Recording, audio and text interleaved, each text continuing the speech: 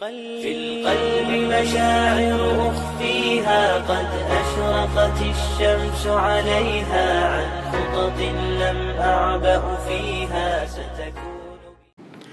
Bismillahirrahmanirrahim. Assalamualaikum warahmatullahi wabarakatuh.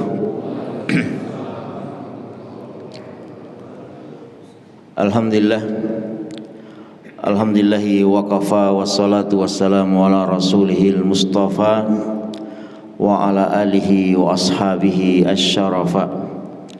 Ashhadu an la ilaha illallah wahdahu la syarika la wa ashhadu anna Muhammadan abduhu wa rasuluh. Allahumma salli ala sayyidina Muhammadin wa ala ali sayyidina Muhammad, amma ba'd.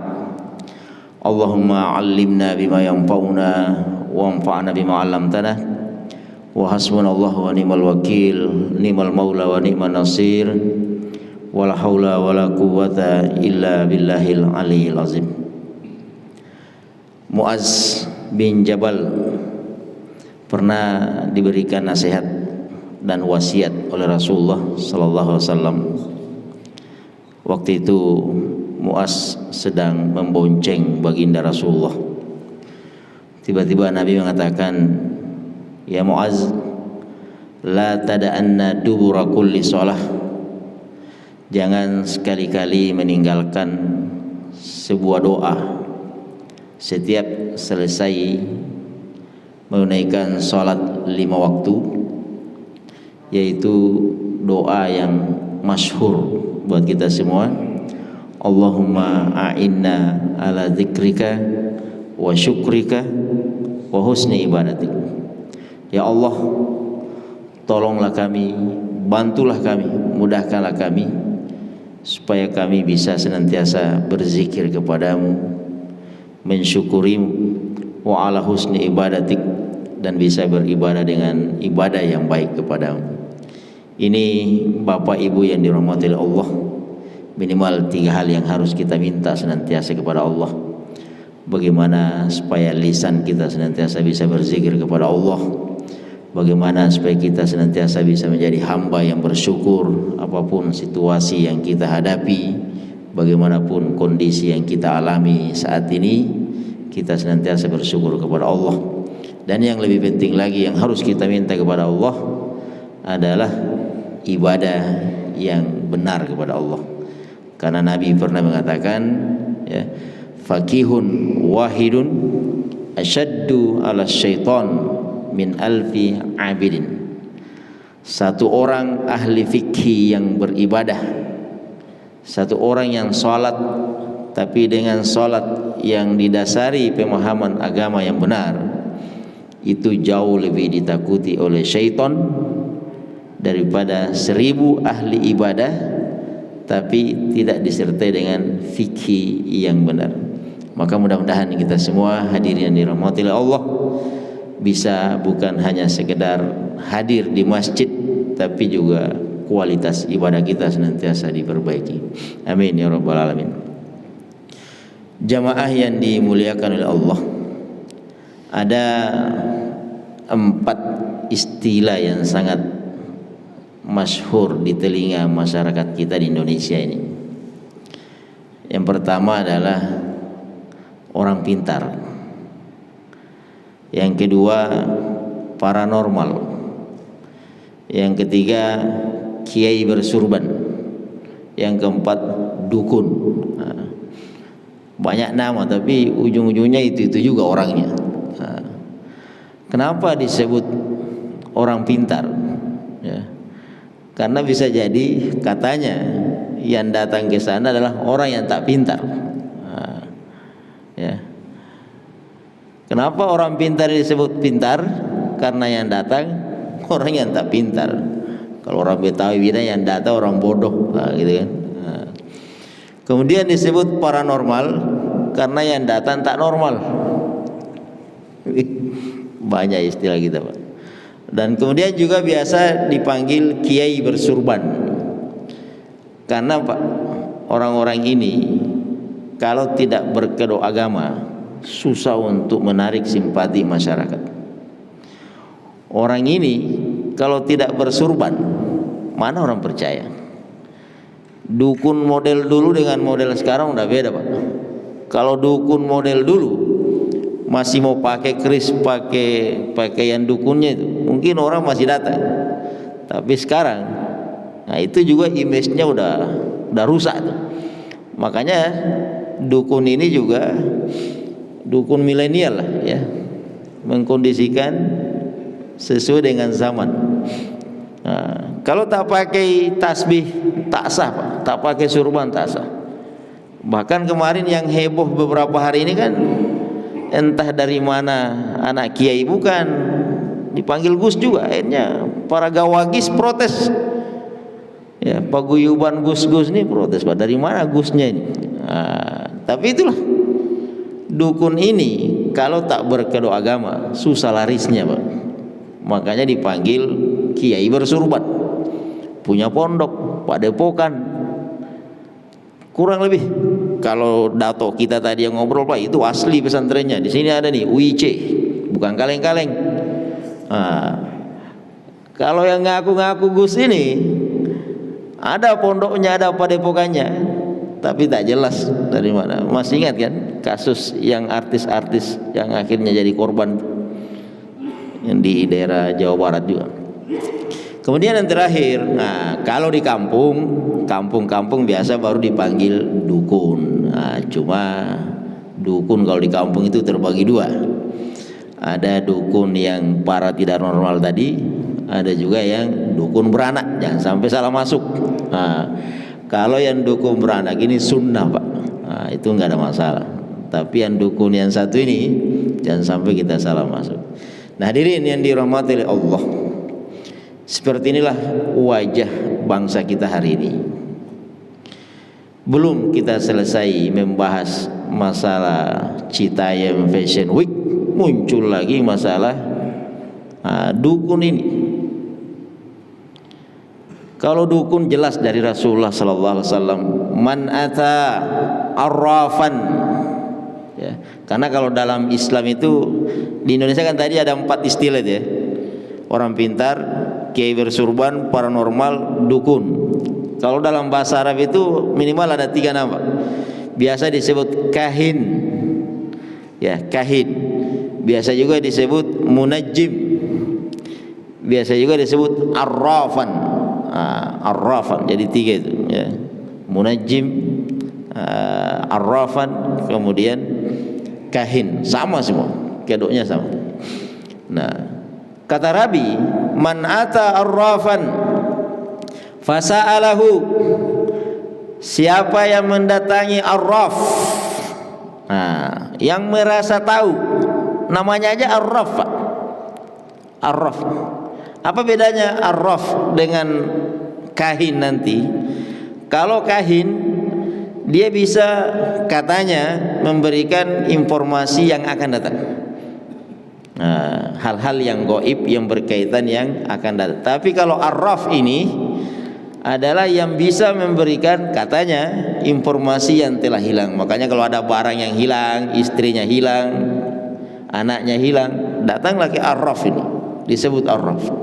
Nah, man ata arrafan, siapa yang mendatangi arraf, dukun ini yang merasa tahu. Arraf itu kan diambil dari kalimat arafah, arif dan bijaksana kan. Arif, ma'rifah, paham, ilmu, pengetahuan. Kalau arraf merasa tahu, merasa punya ilmunya, makanya disebut arraf. Nah, kata Nabi, man ata arrafan, siapa yang mendatangi tukang arraf ini, fasa'alahu, hanya sekedar bertanya saja. Nih, baru bertanya.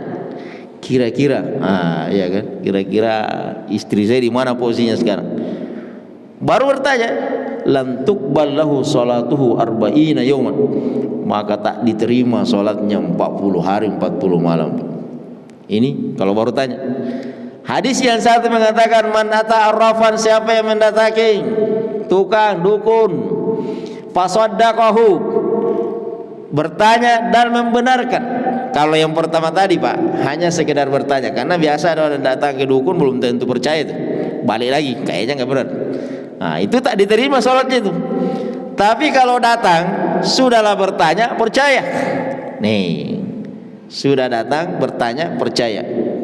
Apa kata Nabi? Faqad kafarah bima unzila ila Muhammad, maka dia sungguh telah kafir, ya, mengkufuri apa yang diturunkan kepada Muhammad, yaitu Al-Quran. Artinya tak mengimani Al-Quran ini. Jadi berat konsekuensinya, Pak. Ya, sekedar bertanya saja itu sudah tidak diterima sholatnya. Kalau membenarkan, konsekuensinya bisa merusak iman kita.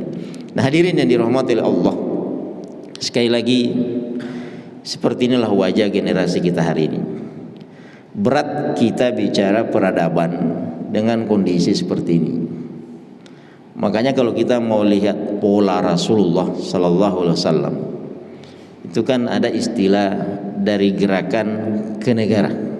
Nah, ya, dari gerakan ke negara. Nah, suasana baru, peradaban baru. Gerakan ini adalah ketika Rasulullah Sallallahu Alaihi Wasallam masih di periode Mekah, ya, masih di periode Mekah. Kita kalau mau mengkaji lebih dalam lagi periode Mekah ini, periode Mekah itu kan Rasulullah habis waktunya. Nih, bisa dikatakan Rasulullah menghabiskan waktu kurang lebih 13 tahun di Mekah hanya untuk mengurus persoalan-persoalan seperti tadi, Pak. Persoalan akidah. Masih fokus untuk memperbaiki kepercayaan orang-orang Quraisy waktu itu. Artinya kalau kita mau mengambil kesimpulan, Rasulullah ini belum bisa berbicara banyak karena yang dihadapi ini masih banyak tukang sihir, pesulap, masih banyak dukun-dukun tadi. Artinya kalau mau disimpulkan lagi, kita bisa berbicara apa, Pak? Kalau negara kita masih banyak yang kayak gini. Artinya kalau bahasa itu Amerika sudah injak-injak bulan, kita masih bicara kayak gini. Dan kemudian yang kedua, ketika Rasulullah, coba lihat polanya. Nantilah ketika Rasulullah Sallallahu Alaihi Wasallam pindah dan hijrah ke Madinah. Hijrah ke Madinah. Ini kan Nabi tak bicara lagi masalah akidah, Pak. Yang tukang sihir tadi sudah selesai, yang dukun sudah selesai, paranormal sudah selesai. Itu sudah selesai lah di periode Mekah. Pas hijrah ke Madinah, babak baru, peradaban baru. Coba, barulah Rasulullah SAW bicara peradaban. Barulah di situ ada pasarnya, ada ekonomi. Barulah di situ ada politiknya. Baru bicara politik. Barulah di situ Rasulullah SAW bicara masalah konsep keumatan ini, Pak. Makanya ini yang harus kita baca. Kalau hari ini kita terus direcoki dengan persoalan seperti ini, berat, Pak. Ya, ini belum anak-anak fashion ini, dan sekarang udah mulai menular ke Batam. Coba tenaga kita ini, kita ustaz-ustaz ini, dai-dai ini, sorotannya ke sana. Sorotannya kan pasti terkuras tenaga kita hanya untuk menguras generasi seperti ini. Sementara kawan-kawan sebelah ini udah bicara mall, udah bicara pasar, udah bicara ekspor, impor dan lain sebagainya. Kita umat Islam masih ngurus-ngurus moral, akhlak dan lain sebagainya seperti ini. Jadi, maka Rasulullah Sallallahu Alaihi Wasallam ketika sudah hijrah ke Madinah itu baru bicara masalah peradaban, Pak. Dan bicara peradaban, 3 hal yang tak boleh dipisahkan, ya. Ini yang tidak bisa dipisahkan, dan ini kita semua yang ada di masjid ini insya Allah juga punya peran di situ. Jadi 3 yang tak bisa dipisahkan adalah masjid, pasar, negara. Ini, Pak. Masjid, pasar, negara. Umat Islam kalau mau memegang peradaban seperti dulu Rasulullah SAW yang hanya butuh setahun 2 tahun, itu Madinah sudah kepegang, Pak. Bahasa kita, Madinah sudah kepegang. Yang selama ini yang berkuasa di situ adalah Yahudi. Dia yang punya pasarnya, dia yang punya pengaruh. Tapi sejak kedatangan Rasulullah itu semua hilang. Itu semua hilang. Jadi pasar, politik, negara. Ini tak bisa dipisah. Ya. Kalau ada orang yang mengatakan Islam yes, politik no, tak bisa itu. Islam yes, politik no, ini tak bisa jalan. Itu mengadali kita itu. Kita hanya disuruh terus berdoa dalam masjid, pas bicara politik, habisi. Gak bisa. Politik yes, Islam yes. Justru politik ini bahaya kalau tak ada agama di situ. Jangan dibalik. Jangan dibalik. Politik yes, Islam yes, politik jangan. Ini propaganda, Pak. Ini yang mau dicuci ini. Jadi Islam ini tak bisa dijauhkan. Nabi SAW itu bisa bicara peradaban karena pegang politik. Ketika Rasulullah masuk, kan Rasulullah itu memulai Madinah itu dengan 3 hal, Pak. Ini program 100 harinya Rasulullah ini. Ya, program 100 harinya Rasulullah. Rasulullah itu memulai 3 hal. Yang pertama ada namanya binaul masjid. Ini udah pas nih. Jadi apapun kampung, negara itu yang harus kita mulai itu masjid, Pak. Masjid ini jantungnya, Pak. Coba tengok, Pak, tata kotanya Baghdad, Damaskus, Andalusia. Itu semua pasti titiknya itu masjid. Coba tengok, kita baca-baca kembali itu. Gimana dulu cerdasnya para khalifah itu. Pokoknya sentralnya itu di masjid. Apapun yang kita bangun masjid. Dan Rasulullah seperti itu. Rasulullah masuk di masjid belum turun, belum menyentuh kakinya itu belum menyentuh tanah padang pasir. Nabi belum turun. Yang dicari itu langsung lokasi masjid. Kita biasa kalau melakukan perjalanan dicari hotelnya, tempat wisatanya, tempat nongkrongnya. Kalau Rasulullah enggak. Rasulullah sebelum cari rumah, hotel, penginapan dan lain sebagainya, yang dicari itu lokasi masjid. Karena masjid ini posisinya sentral sekali. Anak-anak Citayen tadi itu, kalau misalnya di keluarga los, di sekolah los, mestinya masjid hadir di situ, Pak. Mestinya masjid hadir di situ. Artinya masjid adalah yang harus memberikan kesadaran pada anak-anak ini. Nah, yang kedua, ketika masjid sudah selesai, Rasulullah melakukan langkah selanjutnya, ada namanya al-ikha. Al-ikha itu mempersaudarakan. Kalau di internal umat Islam ada 2 faksi besar. Ada muhajirin, ada ansor. Kalau muhajirin insya Allah satu rasa semua. Faksi ansor ini juga terbagi 2. Ada 2 gelombang besar di ansor ini. Yang pertama adalah Khazraj, yang kedua Aus. Yang namanya Aus dan Khazraj ini, Pak, 40 tahun tak pernah putus berperang. Yang memutus peperangan antara 2 suku ini hanyalah ketika Islam datang ke Madinah.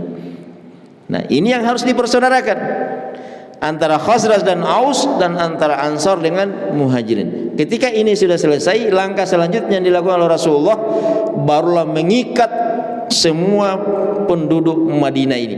Itulah langkah ketiga yang dilakukan Rasulullah yang disebut dengan Sohifah, Sakifah, Sakafah Madinah. Ada namanya Piagam Madinah. Piagam Madinah inilah, Pak, yang disebut dengan langkah politik Rasulullah. Jadi Rasulullah itu berpolitik. Tak bisa masjid ini dijauhkan dari politik, tak bisa. Islam ini nggak bisa tidak bicara politik, Pak, karena Rasulullah memulai semuanya dan bisa expand kemana-mana karena bicara politik.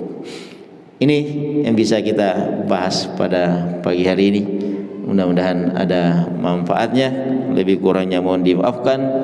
Minallahi musta'an wa litiklan. Assalamualaikum warahmatullahi wabarakatuh.